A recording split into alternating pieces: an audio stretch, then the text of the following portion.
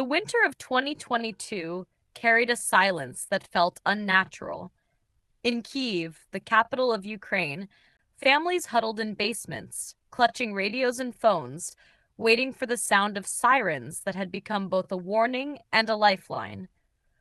On February 24th, the lives of millions changed when Russian troops crossed the borders and missiles rained down on cities that, until then, had been full of ordinary routines. School children rushing to class, markets buzzing with chatter, young couples planning weddings. For years, the tension had been rising like water pressing against a dam. The history between Ukraine and Russia was complicated, stitched together by centuries of shared empires, wars, language, and betrayal. After the fall of the Soviet Union in 1991, Ukraine had declared independence, raising its blue and yellow flag with pride. For many Ukrainians, this independence was sacred, the promise of choosing their own path toward Europe, democracy, and freedom. For Russia, however, Ukraine's independence was not so simple. The Kremlin viewed the land not only as strategically vital, with its fertile fields, access to the Black Sea, and proximity to NATO, but also as part of its cultural soul. The world watched in 2014 when Russian soldiers appeared in Crimea. Without insignias on their uniforms, they were called Little Green Men. Within weeks, Crimea was annexed. In the east, in Donetsk and Luhansk, separatist groups rose up, backed quietly but powerfully by Moscow. What followed was a grinding conflict that killed thousands and displaced many more.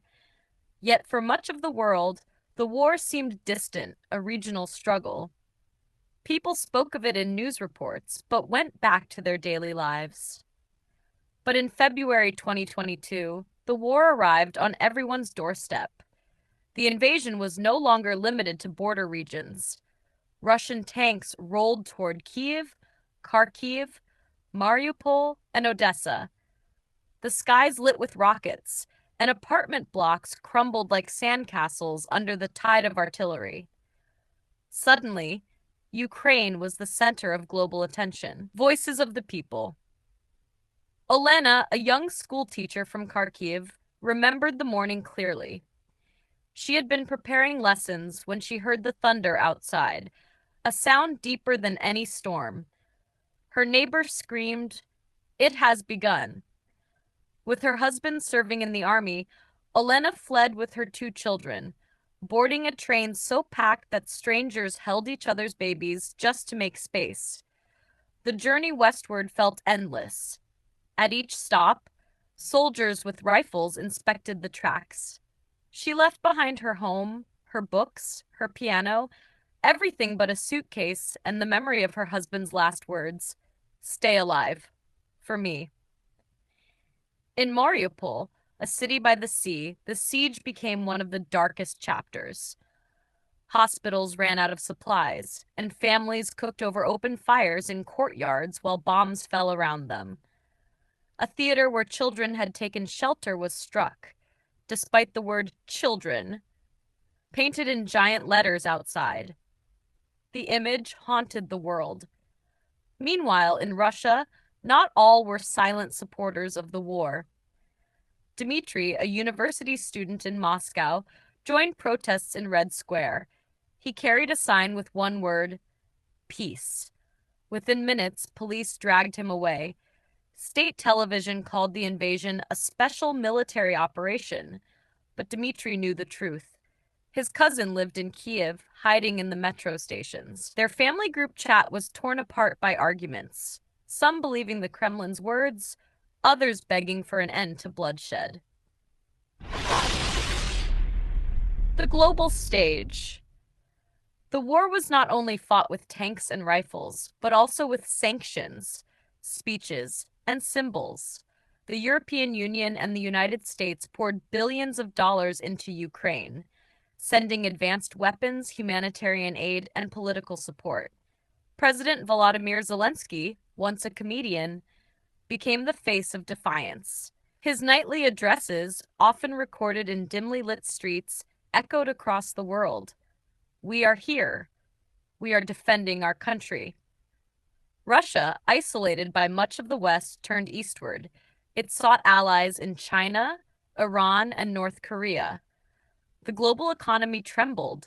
Gas prices soared, grain shipments stalled, and millions across Africa and Asia faced hunger because Ukrainian wheat could not leave its ports. The war, though fought in Eastern Europe, rippled through every corner of the planet. A war of identity. Beneath the politics and the battles lay something deeper, a war of identity. Ukraine was not only defending its borders, but also its right to exist as a nation free to choose its own destiny. Street murals appeared in Lviv, Dnipro, and Kyiv, showing a sunflower, Ukraine's national flower, standing tall against the shadow of tanks. Ordinary citizens took up arms, forming volunteer brigades. Women sewed camouflage nets. Old men guarded checkpoints with hunting rifles. The message was clear. Ukraine would not bow. Yet the cost was staggering. Cities reduced to rubble, families torn apart, children growing up in underground shelters instead of playgrounds. For every act of resistance, there was a tragedy of loss. The endless question. As the months turned into years, one question haunted everyone. When will it end? Diplomats met in gilded rooms, drafting proposals, but the guns did not fall silent. Each side believed too much was at stake. For Russia, backing down meant humiliation and a loss of influence it once considered its birthright. For Ukraine, surrender meant erasing its very identity and betraying those who had died for freedom. A glimmer of hope. In a quiet village near Lviv, children painted peace signs on the walls of their school. They used bright colors, blue, yellow, green. Their teacher told them, "One day you will tell the story of how Ukraine survived." The children smiled, though some had tears in their eyes. They missed their fathers, their homes, their toys left behind in cities far away. And in Moscow, Dmitri sat in his small apartment after being released from jail.